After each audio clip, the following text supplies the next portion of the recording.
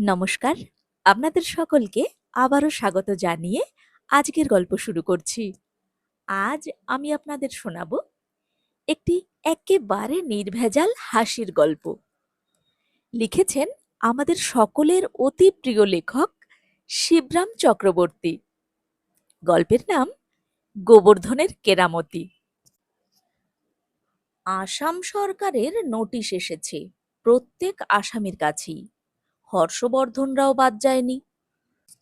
যদিও বহুকাল আগে দেশ ছেড়ে কলকাতায় এসে কাঠের ব্যবসায় লিপ্ত রয়েছেন, তা হলেও আসাম সরকারের কঠোর দৃষ্টি এড়াতে পারেননি তারা। সরকারি কড়া নজর পড়েছে তাদের উপরেও।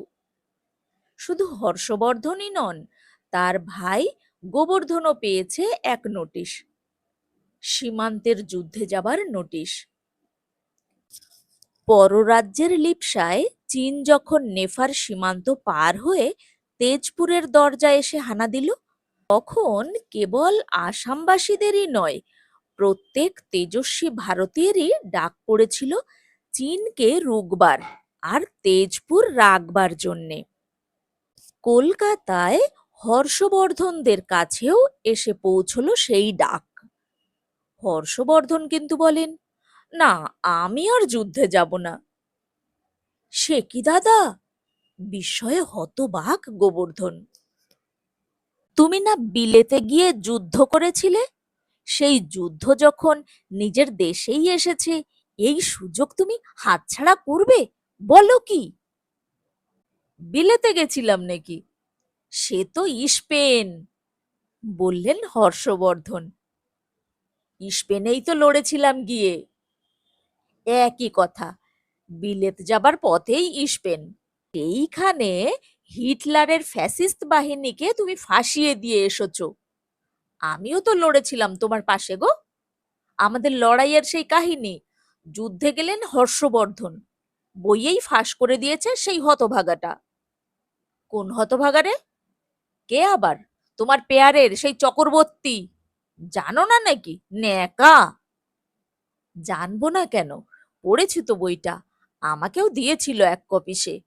লোকটা ভারী বাড়িয়ে লেখে কিন্তু, গাঁজা খায় বোধ হয়। হ্যাঁ, বড্ড বেশি গাঁজায়। ওর সব গল্পই গাঁজানো। গঞ্জনাও বলতে পারিস, সংস্কৃত করে। কিন্তু সে কথা নয়, কথা হচ্ছে এই চিরকাল আমরাই যুদ্ধে যাব নাকি? তখন যুবক ছিলাম, লড়েছি, কিন্তু বুড়ো হয়ে যায়নি কি এখন? গায়ের জোর কি কমে যায়নি আমাদের? বন্দুক তুলতে গেলেই তো উল্টে পড়বো মনে হয়। তাছাড়া প্যারেড, লম্বা লম্বা রুট মার্চ করতে পারবো আমরা এই বয়সে? এই মার্চ মাসে তো নয় দাদা, এমন দারুণ গরমে। গোবর্ধন সায় দেয়।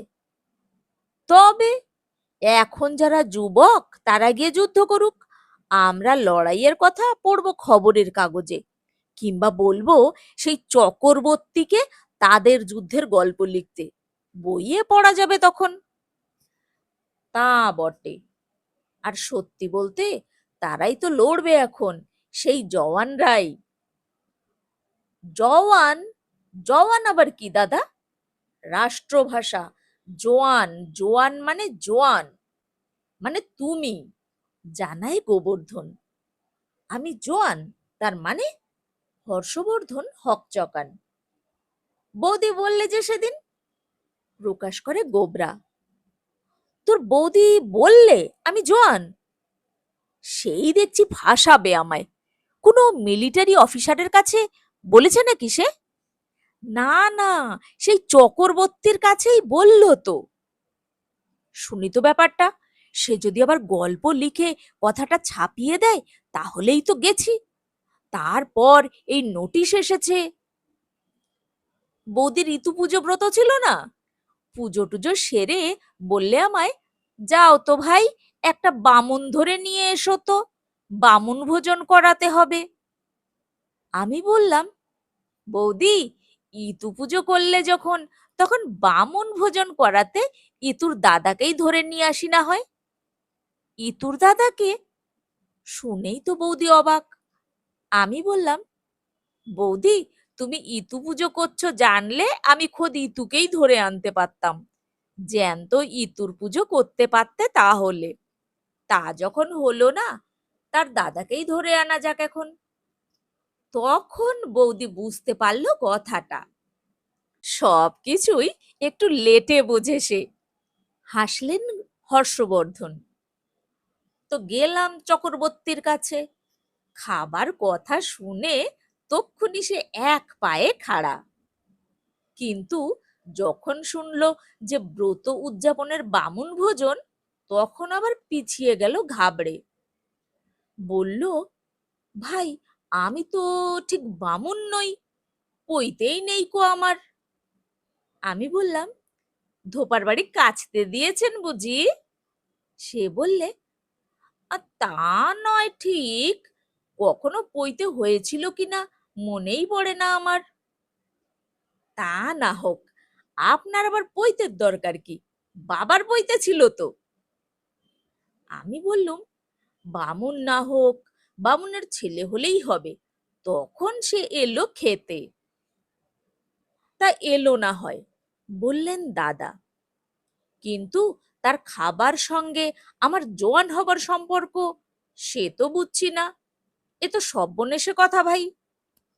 সর্বনেশে কথাই বটে, লোকটার কথাই এই রকম। পেট ঠেসে খেয়ে ঢেকুর তুলে বলে কিনা সে, সবই তো করলেন বৌদি, বেশ ভালোই করেছেন, রেঁধেছেনও খাসা। কেবল একটা জিনিস বাদ পড়ে গেছে, অম্বলটা তো করেননি। একটু অম্বলও করতে পারতেন এই সঙ্গে। শুনে বৌদি বলল, চক্রবর্তী মশাই, এ বাজারে কি খাঁটি জিনিস মেলে নাকি? এখন কাকরমণি চালের ভাত, পচা মাছ, বাদাম তেলের রান্না, এই থেকেই যথেষ্ট অম্বল হবে, সেই ভেবেই আর অম্বলটা করিনি। শুনে তো আঁতকে উঠলে লোকটা। অ্যাঁ, বলেন কি দিদি? তাহলে তো হজম করা মুশকিল হবে দেখছি। হজম করবার কোনো দাবাই আছে বাড়িতে? দিন তাহলে একটু, একই সঙ্গে খেয়ে নি। কি দাবাই? জানতে চাইলেন বৌদি। এই জোয়ান টোয়ান। তো বাড়িতে জোয়ান বলতে তো, জানালো বৌদি, জোয়ান বলতে তো গোবরার দাদা, তা তিনি তো এখন কারখানায়। তোর বৌদির যেমন কথা, আমি যদি জোয়ান তাহলে ওই পৌ প্রৌ, কথাটা কি রে, গলায় আসছে মুখে আসছে না, মানে প্রৌঢ় কে তাহলে? প্রৌঢ়? প্রৌঢ় নাকি প্রৌঢ়? ও, সে একই কথা। তোর বৌদির সার্টিফিকেটে দেখছি এখন আমায় তেজপুরে গিয়ে গড়াতে হবে, বিধবা হতে হবে আমায় এই বয়সে। তুমি বিধবা হবে? বলো কি? গোবরা হাঁ করে থাকে। আমি কেন, তোর বৌদিই হবে তো, সেই তো হবে বিধবা। ও সেই একই কথা। তাহলে মজাটা টের পাবে তখন, মাছ খেতে পারবে না আর। সাধের বেড়াল মাছ না খেয়ে পালিয়ে যাবে বাড়ির থেকে। বোঝো ঠেলা? বৌদির ঠেলা বৌদি বুঝবে, এখন নিজেদের ঠেলা তো সামলাই আমরা, বলে গোবরা। সামলাবার কি আছে আর, জবাব দেন দাদা। বললাম না, এই ঠেলায় গড়াতে হবে গিয়ে তেজপুরে। মুন্ডু একদিকে গড়াবে, ধরটা আর একদিকে। আমিও গড়াবো তো তোমার পাশে দাদা। গোবরার উৎসাহ ধরে না। হায় হায়, বংশ লোপ হয়ে গেল আমাদের, কাতর সুরে শুরু করেন শ্রীহর্ষ। 1,00,000 পুত্র তার 1,25,000 নাতি, একজনও না রহিল বংশে দিতে বাতি। রামায়ণের লঙ্কাকাণ্ডের সঙ্গে নিজেকে গুলিয়ে রাবণের শোকে তিনি মুহ্যমান হয়ে থাকেন। মিছে হায় হায় করছো দাদা, তোমার ছেলেও নেই, নাতিও নেই। গোবর্ধন বাতলায়, তোমার আবার বংশলোপ হবে কি করে? কেন, নাতি বৃহৎ তুই তো আছিস, তুই গেলেই আমাদের বংশ গেল। দাদার শোক উতলে ওঠে। এতদিন আমাদের বর্ধন বংশ গোল্লায় গেল, আর বর্ধিত হতে পেল না। গোল্লায় বল আর গোলায় বল, একই কথা। না না, তোমাকে কি ওরা ফ্র ফ্র ফ্র কি ফড়ফড় করছিস? ফ্রম বলেই হতবাক গোবর্ধন। মানে তোমাকে কি ওরা ফ্রন্টে পাঠাবে? কথাটা খুঁজে পেয়েছে গোবরা। তুমি নাকি ইস্পেনের যুদ্ধ জয় করে এসেছো, পড়েছে নিশ্চয়ই তারা বইয়ে, তাই তো ডেকেছে তোমাকে। নিশ্চয়ই তোমাকে তারা সেনাপতি করে দেবে। সামনে থেকে লড়তে হবে না তোমায়, মরতে হবে না গোলায়, পেছন থেকে পালাবার পথ পরিষ্কার পাবে। পেয়েছি, আর পালাবার পথ নাই, জম আছে পিছে। যুদ্ধ কাকে বলে জানিস নে তো? বলে দীর্ঘ নিঃশ্বাস ছাড়ে দাদা। সে বড় কঠিন ঠাই, গুরু শিষ্যে দেখা নাই। দাদা ভাইয়ে দেখা হবে কিন্তু, গোবর্ধন আশ্বাস দেয়। তোমার কাছেই থাকবো আমি, পালাবো না। জ্বালাস নে আর, এখন পড় তো কি লিখেছে নোটিশটায়। গোখেল রোডের একটা ঠিকানা দিয়েছে। নোটিশ পড়ে গোবরা জানায়, রিক্রুটিং আপিসের ঠিকানা। সেখানে আগামী পরশু সকাল 10টায় গিয়ে হাজির হতে হবে, নাম লেখাতে হবে। তারপর আবার মেডিকেল এক্সামিশনের পর ভর্তি করে নেবার কথা। আর যদি না যাই, ওয়ারেন্ট নিয়ে এসে পাকড়ে নিয়ে যাবে পেয়াদায়। আর যদি পালিয়ে যাই এখান থেকে, হুলিয়া বেরিয়ে যাবে, পুলিশ লেলিয়ে দেবে পেছনে। পুলিশ? ওরে বাবা! আতকে ওঠেন হর্ষবর্ধন। তাহলে আর না গিয়ে উপায় নেই, যাব আমরা। যথা দিবসে যথা সময়ে যথাস্থানে গেলেন দুই ভাই, দাঁড়ালেন পাশাপাশি। প্রথমে পরীক্ষা হলো হর্ষবর্ধনের। নাম শ্রী হর্ষবর্ধন, বয়স 42, পিতার নাম পৌন্ড্রবর্ধন। মার নাম বলবো? না, দরকার নেই। ঠিকানা চেতলা। পেশা মানে কি কাজ টাজ করেন? কাঠের কারবার। ভারতের সেনাবাহিনীতে যোগ দেওয়া একটা গর্বের বস্তু, গৌরবের বস্তু বলে কি আপনি মনে করেন? নিশ্চয় নিশ্চয়ই। বাহিনীর কোন বিভাগে ভর্তি হতে চান আপনি? আজ্ঞে? প্রশ্নটা ঠিক আজ পান না হর্ষবর্ধন। নানান বিভাগ আছে তো আমাদের, পদাতিক বাহিনী, গোলন্দাজ বাহিনী, বিমান বাহিনী।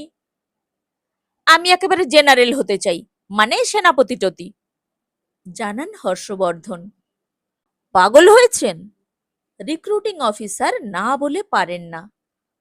সেটা একটা শর্ত নাকি? হর্ষবর্ধন জানতে চান। জেনারেল হতে হলে কি পাগল হতে হবে? সে কথার কোনো জবাব না দিয়ে অফিসার গোবর্ধনকে নিয়ে পড়েন। নাম গোবর্ধন, বয়স 32, আর বাকি সব ওই ওই ওই ওই ওই ওই। তার মানে? থই পান না অফিসার। মানে ঠিকানা, পিতার নাম, পেশা সব ওই ওই, বিশদ করে দেয় গোবরা। অর্থাৎ ইংরেজি করে বললে ডিটো ডিটো ডিটো। আমরা আসলে দুই ভাই কি না? ও, তাহলে এবার আপনারা ওই পাশের ঘরে চলে যান, সেখানে আপনাদের মেডিকেল চেক আপ হবে, বললেন অফিসার। ডাক্তারি পরীক্ষায় পাশ করতে পারলে তারপর ভর্তি। পাশের ঘরে যাবার পথে ফিসফিস করে গোবরা, আর ভয় নেই দাদা, আমরা জীবনে কোনো পরীক্ষায় পাশ করতে পারিনি, আর ডাক্তারি পরীক্ষায় পাশ করব? খেপেছ তুমি? ফেল করে যাব নির্ঘাত, দেখে নিও। বোধ হচ্ছে বেঁচে গেলাম এ যাত্রা। হ্যাঁ, ফেলেছে কিনা আমাদের? আশ্বাস পান না দাদা। এই যুদ্ধের বাজারে কেউ ফেলবার নয়, কিচ্ছুটি ফেলনা নয়। হর্ষবর্ধনের বিপুল ভুঁড়ি দেখেই বাতিল করে দিলেন ডাক্তার। না না, এ চলবে না। প্রতিবাদ করে বলতে গেছিলেন, বহুত বহুত জেনারেলের ভুরি ভুরি ভুড়ি তিনি দেখেছেন, যদিও ফটোতেই তার দেখা কেবল। কিন্তু তার ভুঁড়িতে গোটা 2 টোকা মেরে তুড়ি দিয়ে তাকে উড়িয়ে দিলেন ডাক্তার। তারপর গোবর্ধনের পালা এলো। সব পরীক্ষায় পাশ করার পর চক্ষু পরীক্ষা। চার্টের হরফগুলো পড়তে পারছেন তো? কোন চার্ট? জিজ্ঞেস করলো গোবরা। চার্ট কোথায়? কেন, দেওয়ালের গায়ে ওই যে চার্ট ঝুলছে। অ্যাঁ, ওখানে একটা দেওয়াল আছে নাকি আবার? আপনার চোখ তো দেখছি তেমন সুবিধার নয়, বলে ডাক্তার একটা অ্যালুমিনিয়ামের প্রকাণ্ড ট্রে ওর চোখের 2 ফুট দূরে ধরে শুধলেন। এটা কি দেখছেন বলুন তো? একটা আধুলি বোধ হয়, নাকি শিখেই হবে। দৃষ্টিহীনতার দোষে গোবর্ধনও বাতিল হয়ে গেল। গোখেল রোডের বাইরে এসে হাঁপ ছাড়ল 2 ভাই। চলো দাদা, আজ একটু ফুর্তি করা যাক। 2:30 বাজে প্রায়। রেস্তোরাঁয় গিয়ে কিছু খেয়ে দে। চলো দুজনে মিলে 3টের শোয়ে কোনো সিনেমা দেখি গিয়ে। নানান খানা খেতে খেতে 3টে পেরিয়ে গেল। 3টের পর সিনেমায় অন্ধকার ঘরে গিয়ে ঢুকলো 2 ভাই। হাতড়ে মাতড়ে ঠোক্কর খেয়ে নির্দিষ্ট আসনে গিয়ে বসলো পাশাপাশি। ইন্টারভ্যালের আলো জ্বলে উঠতেই চমকে উঠলেন হর্ষবর্ধন। এ কি, হর্ষবর্ধনের পাশেই যে সেই ডাক্তারটা বসে! খারাপ চোখ নিয়ে সিনেমা দেখা হচ্ছে দিব্যি। এত কাণ্ড করে শেষটায় বুঝি ধরা পড়ে গেল গোবরা। কনুইয়ের আলতো গুঁতোয় পাশের ডাক্তারকে দেখিয়ে দিলেন দাদা। গোবরা কিন্তু ঘাবড়ালো না, জিজ্ঞেস করলো সেই ডাক্তারকেই। কিছু মনে করবেন না দিদি, শুধোচ্ছি আপনাকে। এটা কি 33-এর বাস্তু?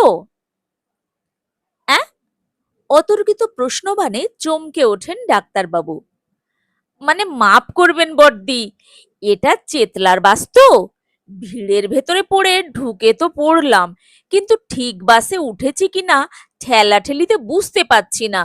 চেতলায় পৌঁছবো কি না কে জানে। এতক্ষণ আপনারা শুনছিলেন শিবরাম চক্রবর্তীর লেখা ছোট গল্প গোবর্ধনের কেরামতি। গল্পটি আপনাদের কেমন লাগলো কমেন্ট বক্সে অবশ্যই লিখে জানাবেন। ভালো লাগলে একটি লাইক দেবেন, বন্ধুদের সঙ্গে শেয়ার করবেন এবং এ ধরনের আরো আরো অনেক গল্প শোনার জন্য চ্যানেলটিকে অবশ্যই সাবস্ক্রাইব করবেন। সবাই খুব ভালো থাকুন আর আমার পরের গল্পের জন্য অপেক্ষা করার অনুরোধ রইল।